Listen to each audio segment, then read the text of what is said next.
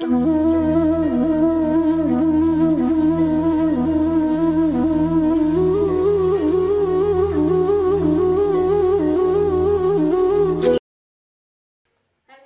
Friends. तर आपण अगोदरच्या व्हिडिओ मध्ये बघितलं की आमचं म्हणजे नंतर ते सगळ्या गोष्टी झाल्या, एंगेजमेंट वगैरे झाली, ते कुंकू झालं, ते अंगठी घालायचं वगैरे कार्यक्रम. आणि अंगठी घालायच्या वेळेची एक तुम्हाला एक खूप इंटरेस्टिंग स्टोरी आहे. तर असं झालं की सगळे फोटो वगैरे काढत होते. आता बाया नसते म्हणजे मला खूप लाज वाटायची तेव्हा, म्हणजे खूप जास्त लाजायचं मी. तर तो फोटोग्राफर मी आमचे फोटो वगैरे काढायला सगळे सुरू केले. आमचे सिंगल फोटो झाले, फॅमिली सोबत आमचे फोटो होते. तर मग ते म्हणजे फॅमिली सोबत फोटो घ्या म्हणे. तर आम्हाला दोघांना असं जवळ उभं केलं, बाकी सगळे साईडला, इकडे या साईडना लेडीज, या साईडना लेडीज, आणि आम्ही दोघं असे मध्ये उभे. तर मला खूप लाज वाटत. मी तर म्हणजे एकदम बिलकुल असं क्लोजली होतो, कधी बोललो नाही. म्हणजे तोपर्यंत आम्ही शब्द पण काढला नव्हता की आम्ही बोलतो म्हणून. मग आम्ही जसं असं फोटोला उभं राहिलो ना, तर मी माझा हात असा, आणि जनरली हा हात मी असा ठेवायला पाहिजे होता ना, तो हात मी असं न ठेवता याच्या पाठीमागून ठेवला. तर साऱ्या बाया मला तिथं हसत होत्या मोठ्या की म्हणजे माझे म्हणजे तिकडच्याच मावशी त्याच होत्या, तर एक वहिनी त्या, मामी त्या, तर त्या असत होत्या यातल्या. खूप लाजवळे मी पाहुणे, पण असं काही नाही. म्हणजे तेव्हा तर सुरुवात होती एक नवीन, कारण आम्ही कधीच बोललेलो नव्हतो तेव्हा. आणि फोटो देखील असे म्हणजे क्लोज फोटो काढायला सुद्धा आम्ही थोडं तेच करत होतो. म्हणजे सगळे आम्ही दोघच नव्हतो तिथं, सगळे होते, मावशी मामी ते सगळे असे माणसं वगैरे सगळे होते. त्यामुळे सगळे असे क्लोज फोटो वगैरे आम्ही जास्त काही काढलेच नाही, कमीच काढले. आणि जेव्हा रिंग वगैरे आपण हे करतो तेव्हाची बापूची एक गोष्ट आहे, ती म्हणजे गमतीचीच आहे. आणि तेव्हा म्हणजे अशी रिंग आपण ह्या बोटामध्ये टाकतो, तर बापू फोटोग्राफरला विचारत होते कोणत्या बोटात टाकायची. तर मी असं सांगते बापूला ह्या बोटात टाक, कारण बोलता तर येत नव्हतं. मी असं करत होते, तरी बापू फोटोग्राफरलाच विचारताय कोणत्या बोटात रिंग टाकायची. तर मला त्यावेळेस हसू देखील आलं होतं तिथं. मला माहितीच नव्हतं की या बोटामध्ये रिंग घालता, कारण मी कधी, मला रिंग घालायची बिलकुल सवय नाही. मला म्हणजे आवडतच नाही रिंग. तर मी त्यामुळे त्याला विचार म्हणलं, अरे यार दादा कोणत्या बोटावर टाक म्हटलं, सांग म्हटलं. आणि मेन म्हणजे असं की त्याचं लग्न झालेलं नव्हतं, त्याचं पण लग्न झालं नव्हतं, पण तरी तो म्हटलं की या बोटामध्येच टाक म्हणे दादा. मलाही माहित नव्हतं, पण मला ह्या बोटामध्ये टाका म्हणे. म्हणून मी यांना असं सांगत होते बोटाने विचार करू, पण यांचं लक्ष दुसरीकडेच कुठं करत होतं. काय करायचं, काहीच नाही. नंतर या सगळ्या गोष्टी आमचे छोटे किस्से असे झाले. मग त्यानंतर फोटो काढताच मग आम्ही ते मोबाईलचं जे गिफ्ट होतं ते लपून ठेवलं होतं.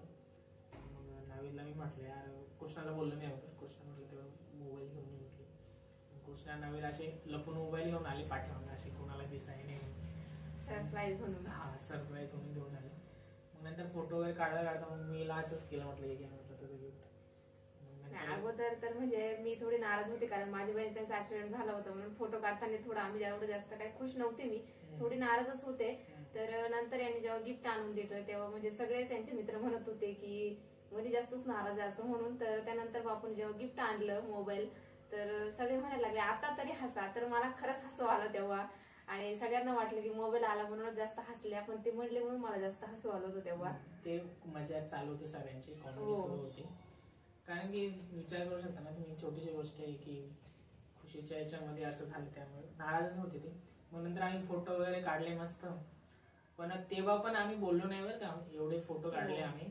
तो फोटोग्राफर मला वेगळा पोज सांगायचा, हिला वेगळा पोज सांगायचा. आणि पोज करता वेळेस म्हणजे आम्ही थोडं कन्फ्युज होतो, म्हणजे कसं करायचं असं ते एकदम अचानक क्लोज येणं म्हणजे थोडी वेगळीच गोष्ट वाटते. त्यामुळं तर मग नंतर हे म्हटले की ठीक आहे, आपल्या ज्या नॉर्मल पोज आहेत त्याच घ्या म्हणे, जास्त ह्या नको आपल्याला.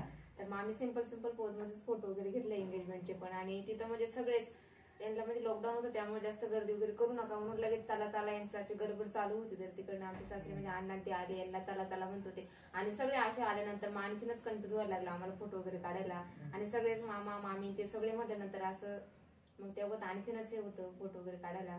तरी पण आहे आमचे थोडेसे फोटो आहे एंगेजमेंटचे, पण क्लोजिंग नाही असे, म्हणजे ते डोळ्यात डोळे वगैरे घालून बघणं, ते सगळे फोटो काढलेच नाही. फोटोग्राफरने खूप प्रयत्न केला, पण ते आम्हाला एक कम्फर्टेबलच नव्हतं. आम्ही तेव्हा की असे फोटो काढायचे बिलकुल कम्फर्टेबल नव्हतं. मग या सगळ्या गोष्टी वगैरे झाल्या, सगळ्यांनी बोलवलं आम्हाला. बोलवल्यानंतर वगैरे मग जायची वेळेस आली, गाडी वगैरे आमची बोलवली. आणि हो बापू आले, आम्ही घरी आलो त्यानंतर थोडेसे एंगेजमेंटचे डबे वगैरे त्याच्यासमोर मी फोटो वगैरे काढत होते आतमध्ये. तोपर्यंत बापू आले त्यांच्या मित्रांसोबत जेवायला बसल्या, मस्त जेवण वगैरे करून घेतलं. आणि मी मध्येच वाट पाहते की म्हणजे हे जेवायला बसतील तेव्हा मला पण जेवायला बोलवतील, म्हणजे आम्ही दोघं सोबत जेऊ. तर तसं काहीच झालं नाही. मी बाहेर आले तोपर्यंत त्यांचं जेवण वगैरे बोले मस्त असे बसलेले होते. अगं पण तू एक जनरली विचार कर ना, मी कुठं गेलो होतो, मी हिच्या घरी गेलो होतो. माझ्या घरी तर जरी मग आले पण हिने मला असं वाटलं मला की- म्हणायला पाहिजे होती की चला आपण सोबत जेऊ. मी कसं काय म्हणू हिला की तुम्ही तू कसं माझ्यासोबत म्हणू जेऊ? नाही, कारण आता मग? मी तुम्हाला म्हणू शकत नव्हते आणि तुम्ही मला नाही, पण हा. दुसरं कोणीतरी म्हणू शकत होतं दुसरं- ना. मग आम्ही म्हणायला लागले पाहुण्यांचं जेवण झालं म्हणे. आता म्हणजे एंगेजमेंटच्या वेळेस म्हणजे दोघं सोबत जेवण वगैरे करतात, आमचं काही तसं झालेलंच नाही, सगळं गडबडच झालंय. हा. तरी पण ठीकच आहे. आणि त्यानंतर मग बापूचं जेवण वगैरे झालं आणि त्यानंतर बापूचं ऑप्शन वगैरे परत केलं जाताना. करतात ड्रेस वगैरे दिला, म्हणजे त्यावेळेस पैसे वगैरे दिले होते, ड्रेस वगैरे नाही, कारण यांनी तिकडून ड्रेस घेऊन आले होते. आणि मग माझी जी साडी यांनी इकडून आणली होती ना, ती काही साडी आणायला गेलेच नाही. तर मला जी साडी यांनी आणली ती पूर्ण वरतीच जायची, म्हणजे हाईटला कमी होती. तर असं वाटलं नंतर की अगोदरची जी साडी होती तीच घालायला पाहिजे होती, कारण फोटो तरी व्यवस्थित आले असते. तर यांना नंतर म्हटलं तरी म्हणते मी काही स्वतः थोडीच आणायला गेलो होतो, पण स्वतः जायला पाहिजे होतं का नाही तुम्हीच आम्हाला कमेंट मध्ये नक्की सांगा. स्वतः कसं काय जाणार आहे? मी आता जी मुलगीला मी बघितलं नाही, मला कसं काय चॉईस आणणार आहे साडीची?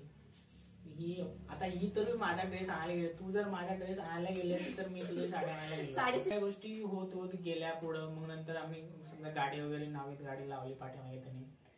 नंतर जायच्या वेळेस म्हणजे ही बाहेरच बसलेली होती, पण ती हिंमत होत नव्हती की बोलायचं म्हणून. हा, आणि मी यांच्या समोरच येऊ होते, जसे गाडीच्या असे गाडीजवळ उभे होते आणि मी समोर त्यांच्या येऊन बसले होते. मामी म्हणत होते पाहुण्यांना काहीतरी बोलायचंय. माझ्या मामी जास्तच कॉमेडी, तर मामी म्हणे तुम्हाला पाहुण्याला काहीतरी बोलायचंय, तुम्ही बाहेर या. तर मी बाहेर येऊन बसले मामी सोबत, त्यांच्यासोबत.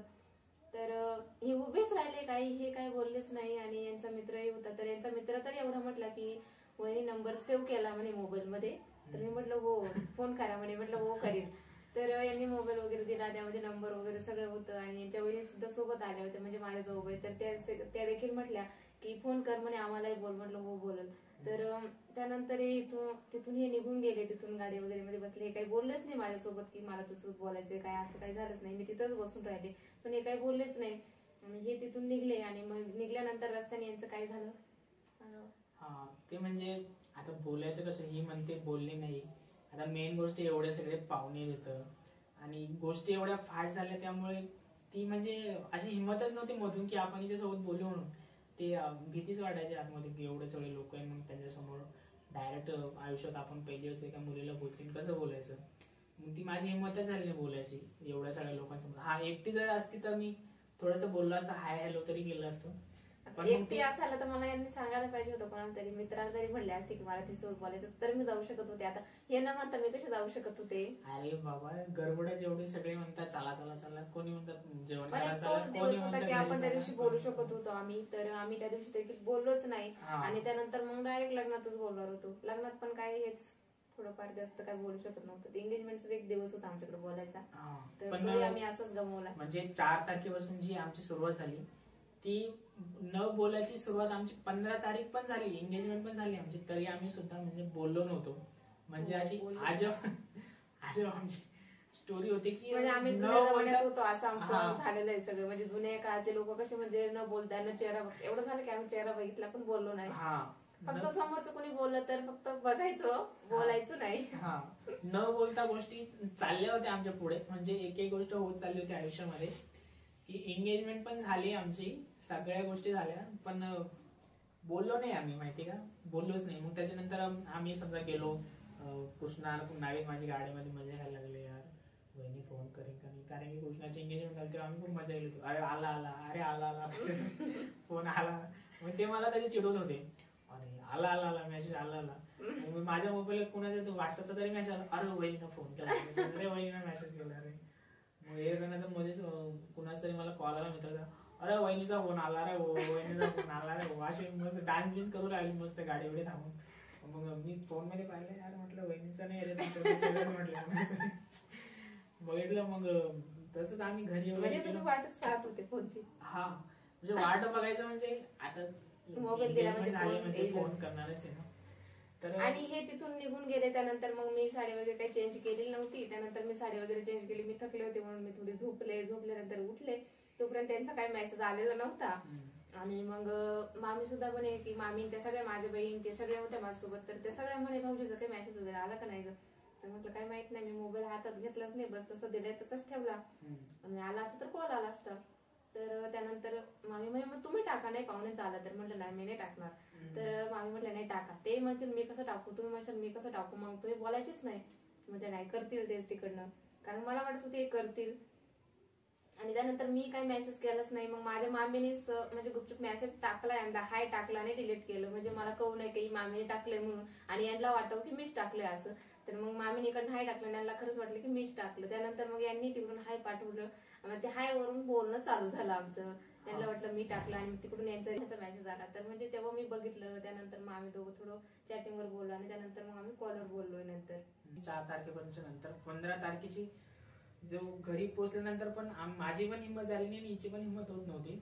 मग नंतर फायनली आम्ही तिसऱ्या माणसाने आमच्यामध्ये पुढाकार घेतल्यानंतर संध्याकाळी रात वाटतं 5:30-6 म्हणजे पूर्ण 12 मेसेज टाकला, लगेच हे ऑनलाईनच होते वाटतं, लगेच त्यांनी रिप्लाय केला. हा म्हणजे 5:30-6 वाजेनंतर मग आम्ही टकटक मेसेज सुरू केले. म्हणजे एंगेजमेंट झाले त्या दिवशी. म्हणजे अशी गोष्ट 12-1 वाजता आम्ही घरी आलो, आणि मला क्रिकेट खेळायचा खूप जास्त शौक आहे. तर सुट्ट्या असल्या मी जनरली क्रिकेट कुठं पण असलं तर मी खेळायला जातो. मग मी जशी एंगेजमेंट झाली लगेच क्रिकेट खेळायला गेलो, आणि क्रिकेट वगैरे खेळलो. मग तिथं पण पोरांनी खूप मजा केली.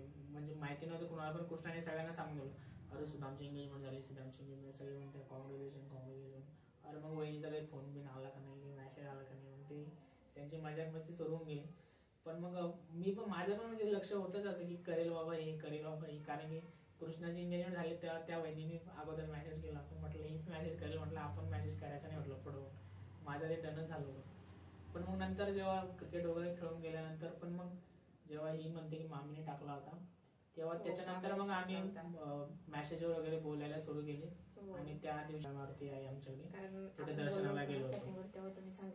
हा संध्याकाळच्या वेळेस दर्शनाला गेलो होतो. तर मग दर्शन वगैरे करून आल्यानंतर मग त्याच्यानंतर आम्ही फोनवर बोलायला सुरुवात केली.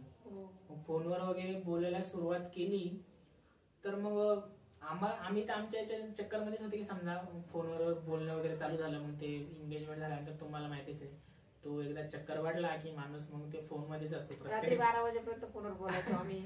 त्यांचे लग्नाची वगैरे काय बाकी तयारी चालू होती आणि आमच्या दोघांचं मोबाईलवर बोलायचं काम. रात्र कधी व्हायची दिवस कधी निघायचं काहीच कळत नव्हतं. आमचं मोबाईलवर बोलायचं काम. आणि घरच्यांच्या तेवढ्या सगळ्या प्लॅन मध्ये 15 तारखेला त्यांनी आमच्या लग्नाची डेट पण डन करून टाकली. एंगेजमेंटच्या दिवशी.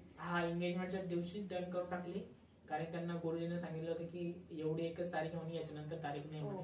आणि मग त्यांचं पण चालू होतं की पोराची सुट्टी आता फक्त 15 ते 20 दिवस बाकी, आपण पोराचं लग्न करून टाकू. तर मग अशा प्रकारे आमची एंगेजमेंट झाली. म्हणजे खूप इंटरेस्टिंगली गोष्टी झाल्या आमच्या सगळ्या, एवढ्या फास्ट झाल्या. त्याच्यामध्ये गमती पण खूप आल्या, काही दुःखाचे प्रसंग आले. तर मग तुम्हाला कसं वाटलं समजा आमची स्टोरी, आम्हाला कमेंट करून नक्कीच सांगा. आणि आमचा नेक्स्ट व्हिडिओ मध्ये आम्ही तुम्हाला आमचं लग्नाचं आणि हळदीची थोडीशी माहिती वगैरे म्हणजे सांगणार आहोत कसं झालंय काय. तर ते तुम्हाला जर बघायचं असेल आम्हाला कमेंट करून तुम्ही नक्कीच सांगा. आणि आमचा हा व्हिडिओ तुम्हाला कसा वाटला आम्हाला तेही नक्कीच सांगा. आणि आमचं चॅनल सबस्क्राईब केलेलं असेल तर सबस्क्राईब नक्की करा. म्हणजे नेक्स्ट जो व्हिडिओ येईल आमचा तो तुम्हाला दिसेल किंवा ट्रेंडिंग वरती येईल. आणि आमचा हा व्हिडिओ बघितला त्याबद्दल थँक्यू.